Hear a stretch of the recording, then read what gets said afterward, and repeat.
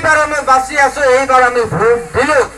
যদি আমি এনেকুৱা গণতন্ত্ৰ অধিকাৰ সাব্যস্ত নকৰো, স্কুলত যেনেকুৱা নাম কাৰ্ড চিন দি থৈছিলে, আজি মই উপস্থিত নাই, এই ভোটতে এনেকুৱা কৰিব, পিছত আমাৰ কি হ'ব? আমাক বোলে ডি ভোটাৰৰ সমস্যা, আমাৰ এনেকুৱা হ'ব পাৰে মই বাচি আছো কিন্তু মৰা বুলি দেখাই দিব পাৰে। আজি NRCৰ সমস্যা, বিভিন্ন ধৰণৰ সমস্যাৰ সন্মুখীন আমি হ'ব পাৰো। সেইকাৰণে কোনেও বাদ পৰিব নালাগে।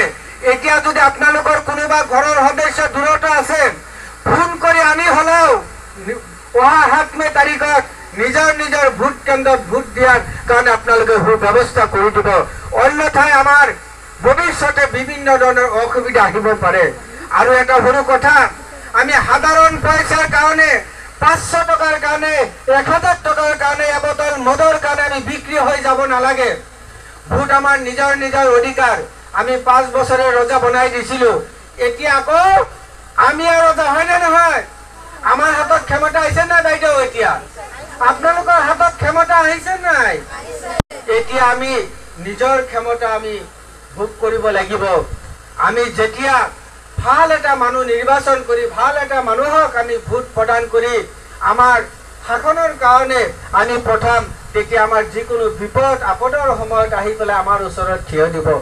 আৰু যদি আমি সাধাৰণ পইচাৰ কাৰণে নিজৰ ভোটটো বিক্ৰী কৰি দিওঁ, আমাৰ যদি ভৱিষ্যতে কিবা অসুবিধা হয়, কিবা দুৰ্ঘটনা হয়, আমি যাই যদি কওঁ দাদা আমাৰ এনেকুৱা অসুবিধা হৈছে, আমাক সহায় কৰক, আপোনালোকক কৈ দিব, আমাক কৈ দিব আপুনি মোৰ ওচৰত নাহিব, আপুনি ভোট দিয়াৰ আগতে আপুনি পইচা লৈ আপুনি বিক্ৰী কৰিছে, গতিকে আপুনি আহিব নালাগে। তে আমি কাৰো পৰা পইচা লৈ ভোট দিব নালাগে না কি কয়? আমি সাজু আছো নে? পইচা নোলোৱাকে ভোট দিয়াৰ কাৰণে সাজু আছো নে? আৰু শুনক, যদি আমি পইচাৰ বিনিময়ে ভোট দিওঁ, এই কথাখিনি যদি আমাৰ প্ৰশাসনৰ মানুহে গম পায়, ইলেকশ্যন ডিপাৰ্টমেণ্টৰ মানুহ যদি গম পায়, তেতিয়াহ'লে আমাৰ জেল হাজতত যাব লাগিব, পুলিচে এৰেষ্ট কৰিব, আমাৰ বিপদ হৈ যাব। গতিকে আমাৰ পইচা লাগে না জেল লাগে কওক? আমি পইচা লৈ ভোট দিম না বিনা পইচাত ভোট দিম? আপোনালোকে জেলত যোৱাৰ কাৰণে সাজু আছে নেকি? না বিনা পইচাত ভোট দিব? আমি বিনা পইচাত ভোট দিম, আপোনালোকে জেলত যাবলৈ পইচা ল'ব? নাযায়, আপোনালোকে নাযায়, পইচা নালাগে। হাত দুখন খুলি দিয়ক, হাত দুখন খুলি দিয়ক। আপোনালোকে ৰাইজৰ আগত কাণত ধৰি কওক যে বিনা পইচাত আমি ভোট দিম। কাণত ধৰক।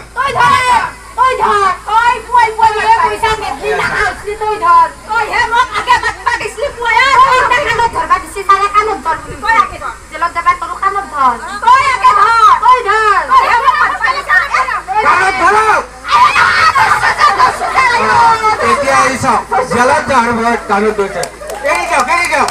ৰাইজৰ আগত হাত জোৰ কৰি কওক এনেকুৱা ভুল আপোনালোকে জীৱনত নকৰে।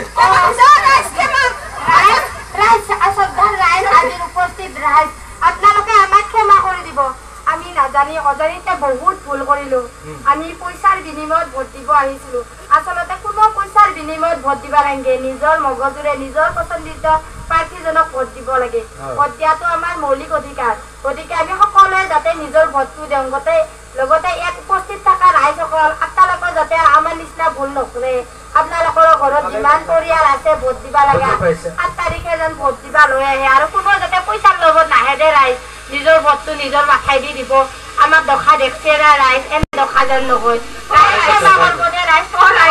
আপোনালোকে এনেকে নকৰিব আমাৰ দৰে। আমাৰ যি অৱস্থা হৈছে আপোনালোকৰো হ'ব, আপোনালোকে যেন নকৰে। শুনছি না কথাটি থাকিব খুজিছে, হ'ব বাইদেউ, হ'ব হ'ব। আপোনালোকে যে কম সময়ৰ ভিতৰত যে কথাখিনি বুজিব পাৰিছে, তাৰ কাৰণে আপোনালোকক ধন্যবাদ জনাইছো।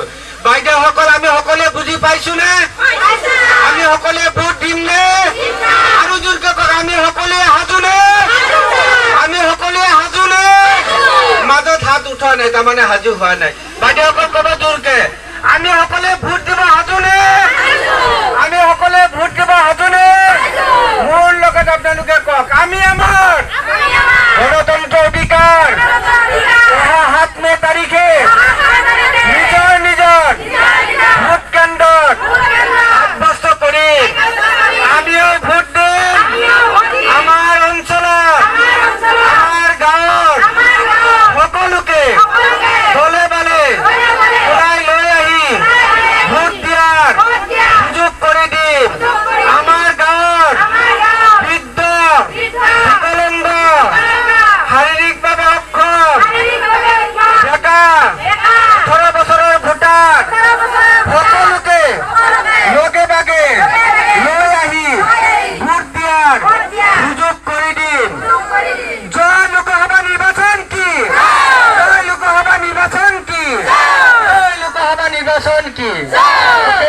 কৰি আপোনালোকে এই ৰ'দৰ মাজত ৰেলী কৰি আমাৰ লগত আহি এই সভাত অংশগ্ৰহণ কৰাৰ কাৰণে আমি বাক্সা জিলা নিৰ্বাচনী বিষয়ৰ পৰা আপোনালোকক ধন্যবাদ আৰু কৃতজ্ঞতা জ্ঞাপন কৰিছো।